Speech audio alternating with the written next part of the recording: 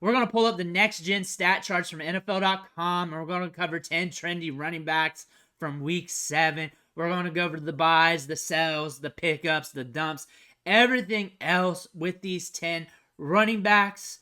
But what you need to do right now is click that subscribe button. Tap it with your finger on your phone. Click it with your mouse on your computer, whatever you need to do, because we're going to be covering the waiver wire extensively this week, later today, into tomorrow, into Wednesday. A little bit more on Thursday on the lesser known guys. Then we're going to help you set those lineups. We're going to help you win those trades and everything else. Click that subscribe button. Stop missing out. But let's look into the running back trends from Week 7. And this is all from NFL.com, the next-gen charts from there. And we're just going over the numbers. We're just doing a quick little recap here. Diont Forman is going to be a hot waiver wire claim this week, as he should have been rostered off waivers. But you know, in a lot of leagues, about 50%, he's been just sitting there. So the next 50% is going to go off on him. And he went off with 2 touchdowns, 16 carries. I was really wrong about this matchup. I thought it was going to be a little bit uglier on the Bears' end. I thought the Raiders was going to be able to do something. But honestly, I thought it was going to be ugly nonetheless because of the quarterback situation. I did not peg the Bears hanging 30 up there. I did not peg for that. That's what I did not really account for. I could have saw like a 20-19 game or 20-17 or something like that with a lot of turnovers. But Diont Forman capitalized, got touches. The only thing we really could have predicted out of this one was the touches. And he got the touches and he crossed the goal line, not just once but twice. He is a running back right now. With Khalil Herbert out, Roschon Johnson, we don't know when he's going to be back. He's dealing with that concussion issue. Foreman's earned a role here. He's earned some touches. He's going to continue to get touches. To what degree, we're going to have to see when Roschon Johnson's back. But nonetheless, he's a running back that you're voting on every week when you put in your lineup to cross the goal line, because that's where the productions really want to come from in fantasy. If he gets that goal line touch and can he convert it? And if he does, he's going to give you a good week. Had a good game this one. Had 5 targets, got 3 of them, 31 yards. Solid get, solid opportunity. Not every game's going to be like that because we know the Bears. They have these weird game scripts. Every game is weird with the Bears. Expect weirdness from the Bears here going forward. But Foreman's earned touches. He's getting touches. If he's slotted to be the guy, he's going to get you some touches, and that's what we can see out of that. Daryl Henderson, he split the touches with Freeman. We saw that. Really hoping which one scores the touchdown. That's what you're doing. Which one scores the touchdown? This week it was Hendo. Got you 13.6 PPR fantasy points. Was using the passing game a little bit. Got 2 targets. Used up the gut a little bit. I was wrong on this matchup too. It was uglier than I predicted. Very ugly game. Also, I was expecting the Rams to throw it a lot more because you can throw it on the Steelers a little bit. They're what? 4th among NFL teams, fantasy points allowed to wide receivers. Figured they'd just toss it to Puka, toss it to Cooper Kupp, and give a little bit more to Tutu Atwell. That just made sense when you looked at everything by the numbers. They pounded a little bit more. I think they had over 30 carries in this game. Was very surprising to me when I looked at that when I was watching this game as well. But again, Henderson got some work. Averaged 3.39 yards per carry though. Again, some of those were short yardage. He got you 61 yards and a touchdown. Caught you a ball. That's what you're going to be expecting. You're going to be expecting him to get some touches. Freeman's been getting some touches as well. You're going to expect those guys to mix in and out. And maybe we get a little bit of Gaskin going forward. Maybe not. They may like this duo. But they did lose this game. They might switch some stuff up going forward. But again, I think Henderson is the guy here to stay. For sure. Freeman's earned a spot. Let's see what goes on with his backfield going forward. Not super sexy. Definitely we can say that. But we are getting a little bit of production and we are getting some touches. Now we're looking at Jerome Ford. I made this last night, going over the touches. And the main premise last night was saying, hey, really no matter the game script, he's getting opportunity in this offense. No matter who's at quarterback, he's getting opportunity. And really when you have a push on who to put in your lineup, Ford's an all-right play. Then I got on Twitter, and it just came up randomly, and he has been seen in a boot on the sideline yesterday. And then I checked some articles, was not listed in that. It was not really reported. That was on RotoWorld. So we need to watch the injury report on him. He was cited in a boot in this game. That is the big trend here. Injury status is up in the air. I'm not seeing much on it. Again, when he's healthy on the field, sticky matchup, you kind of want to start him. If it's a push, you can feel safe with him because he is getting opportunity. He is getting touches. And at the worst, you're getting like 9 fantasy points. But he might be on the mend right now. We see that. That's why I got the injury status here. And some of these running backs might have that and it hasn't been reported yet because I really scraped the articles out there that are talking about injuries, which is not many. It's 2023. We're not getting many injury reports on these players right now on a Monday morning.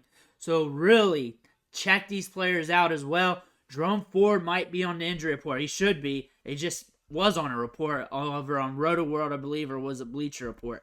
Now looking at Jerome Gibbs, getting some opportunity, getting it done. We got 27 fantasy points in this game.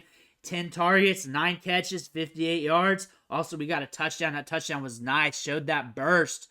And this game was a little bit different. It was ugly. We're expecting it to be ugly, but we did not expect the Ravens to run on the Lions like they did. However, Jerome Gibbs getting work in the passing game. Kind of predicted that in one of those must-start videos where Jared Goff has to go through his progressions, work his way from the 1s to 2s. Next thing you know, it's going to Gibbs. He's getting some opportunity, and there you are. Also, 11 carries, 68 yards, touchdown. He's explosive, can be productive. When David Montgomery is out, David Montgomery steals a lot of workload. We all know that. But Gibbs does have that upside. He does have that pop in his step. And maybe even in more favorable matchups, we get even a bigger, more explosive game out of him. Now we're looking at Jonathan Taylor and Zach Moss. Both of them got a lot of work in this game. Jonathan Taylor's that dude, though. Jonathan Taylor is letting us know he's still a generational talent. He still has the pop off the step. He can still bring it home any given time. Look at that long run on there. It was a nice highlight when we were watching that on the network when we were going game by game. 18 carries, 75 yards, and touchdown. Also 4 targets, catching 3 of those for 45 yards, getting work, getting opportunity. It's more each week. Looks like he's earning more, and this was against a tough Browns defense. But this game went off the rails. This game went off the rails. A lot of these matchups went off the rails, and we were expecting it to be an ugly week of football, and it was a different week of football. We'll just say that. It was a different week of football. Very interesting week. A science experiment of football when we look at this slate. Browns came up ahead. That was very questionable. I know that much. But again, Jonathan Taylor getting it done. We might have a good ending this season with Jonathan Taylor. A good back 9 with Jonathan Taylor. Now we're looking at Kenneth Walker. I'm not even focused on Kenneth Walker because I was expecting this. I think we should have been expecting this. And if you wasn't, where were you at? Whenever you see the Cardinals with a top running back who gets a lot of touches, don't worry about it. Don't worry about it, son. Don't worry about it. We saw Connor Williams do it. He busted for a good clip. Now we're seeing Kenneth Walker. That's the trend there. We're not talking about Kenneth Walker. We're talking about the Cardinals matchup. Whenever you see a running back like him who gets a lot of touches, 15 touches a game, maybe 12 touches a game, I don't know. They're explosive. Depends on the situation, offensive line, and everything else. You see that Cardinals team in the matchup. Don't worry about it. Just do it. It's process. If it doesn't work, you just ran bad that week. But the process says put your running back in against those Cardinals. Ezekiel Elliott. You don't want to start Ezekiel Elliott. But some of you guys are hurting. We got bye weeks. We're getting more injuries. That's the way it is. And Ramondre Stevenson. Man, he's losing carries. He's losing opportunities. Ezekiel Elliott is dependable, especially in the passing game. Pass blocking. The goal line work. You got a touchdown here. And he scored his first touchdown of the season here. And that's big news here because we were guessing that all year. Like, it's going to happen. He's going to get that work. I think he was even in the sneaky start video this week because of that touchdown opportunity, that goal line opportunity, because the ball was going to be moving in this game. This is another game script that broke. This is another one that broke. We try to guess the ones that broke. I was not guessing this one. I messed up on this game script. I was not seeing the Patriots doing this. I was not seeing the Bills do this. Let's just say that. But Ezekiel Elliott as a backup 1B running back here. If you need a hope and pray goal line touch, he might be that for you. It looks like he's getting more throughout the year, getting more opportunities. Are you trusting it? No. but you're not trusting anybody like this. But you're hurting. You got to do something. Another guy to look at. And I think people are going to be talking about him in a lot of waiver wire articles because they chase fantasy points and not process. Only if you're hurting. 16-teamer, 12-teamer if you're decimated. That's what I'm looking at. But again, if you're looking for a goal line touch, looks like he might be getting more here in the near future. Tyler Algier. This isn't about Tyler Algier, but it kind of is. Bijan Robinson had that illness. Everybody was wondering where he was at. We were checking milk cartons and everything else. But again, this is a testament of what could happen if something happened to Bijan. Something did happen to Bijan, but if something serious happened to Bijan, he was out for a good clip of games. Tyler Algier is going to get a crazy workload. 21 carries, 59 yards. 59 yards with 21 carries, horrible. It's not good. But he also scored 14 fantasy points, and that's what we care about. It means he'll get opportunities. He'll get chances. He'll get some targets. He had 3 targets in this game. Tied for his highest target total on the year. He did it 2 other times. 1 other time. I'm reading that wrong. But still, Tyler Algier gets opportunity when Bijan's out. He rushed for 1,000 yards last year. Not the greatest 1,000 yards of all time, but they're going to give him work. He's going to score fantasy points. Good handcuff to have. Good guy to have on the back end of your roster as a stash if you can hold a stash just in case this happens. Now we're looking at Gus Edwards. And Keaton Mitchell left with a hamstring injury. He had that 1 catch for 9 yards. Looked explosive. Looked good. Very good. But he may be more of a 2024 play or an end-of-season play. We got to watch that hamstring. He might be droppable now. Probably is now. Depends if he's going to be missing games because as a stash play, it's going to be hard. If he goes back to IR, maybe. But how many games you got left anyways?